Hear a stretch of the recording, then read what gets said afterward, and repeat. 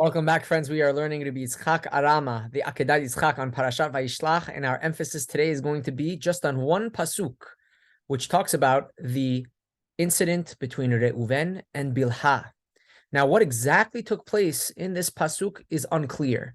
Some Mefarshim judge Reuven more leniently. Some judge him to have committed a very severe sin. But let's read for ourselves and notice that at the end of the pasuk, there seems to be a break. And then the pasuk seems to jump to a completely random topic. Vahi bishkon Yisrael ba'aratzahi, vayelech Reuven, vayishkav et Bilha pilegesh aviv. It was when they were residing in an area called Migdal Eder, and Reuven takes Bilha and is with her. Vayishma Yisrael, and Yaakov hears such a thing. And then the pasuk jumps. Vayiyu bnei Yaakov shenem asar. And the children of Yaakov numbered 12. Now you see that there's two different topics over here, and we have a couple of questions. First of all, what exactly did Reuven do?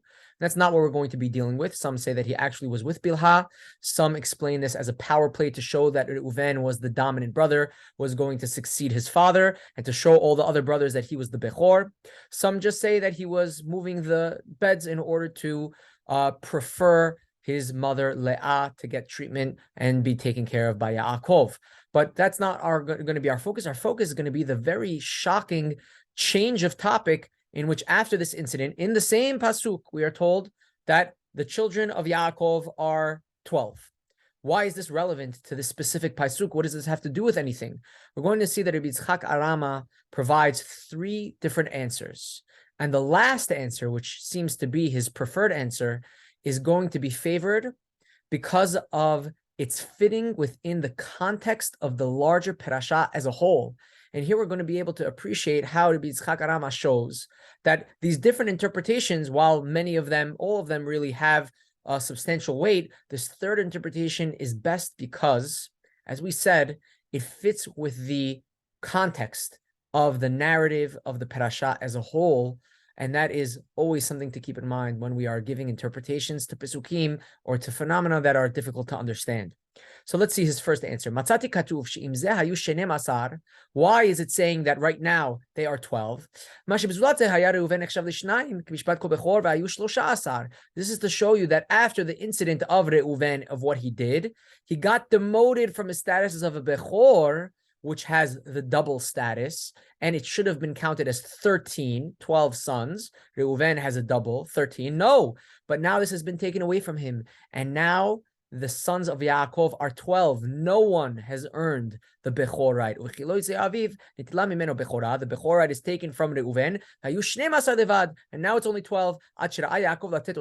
Until later on, Yaakov finds it appropriate to give that Bechor status to Yosef. That's the first explanation of why in this pasuk do you have the mentioning that Yaakov's children are 12, and it's very much connected to the part of the pasuk in which we read that Reuven did something wrong. Great answer. His second answer is that of Rashi. Rashi zal katav shechozer de'inyan rishon mishinolad binyamin v'nishlema hamita. That the pasuk is trying to really just change the subject.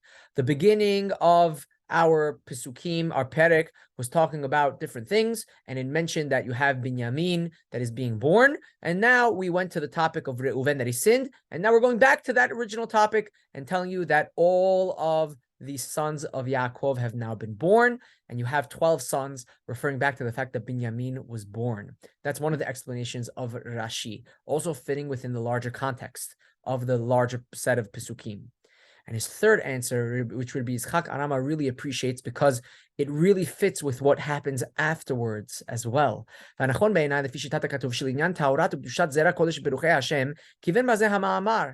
this pasuk, meaning that Yaakov had 12 sons, is really to demonstrate and to show you how all of the sons of Yaakov were pure and were his. Now that you just told me that Reuven was with the Pilegesh, the sub-wife of Yaakov, however you interpret that situation, you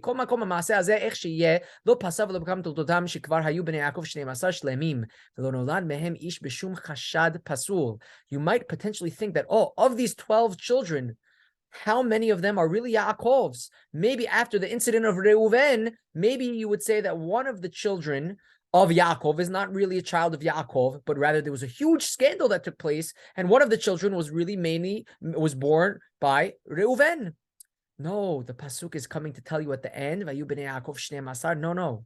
It was a bit of a scandal, whatever the scandal was with Reuven, and the pasuk is telling you that there was something wrong. But we want to make sure that you understand that all of the children of Yaakov were Shelemim, that they're all clearly Zera Yaakov, they're all clearly the descendants of Yaakov, and there was no severe scandal taking place here. In order to show you that the genealogy and the descendants of Yaakov are all honest and pure and correct, beautiful answer. But the answer is really strengthened by the rest of the Pesukim at the end of the Parasha, right after this. At the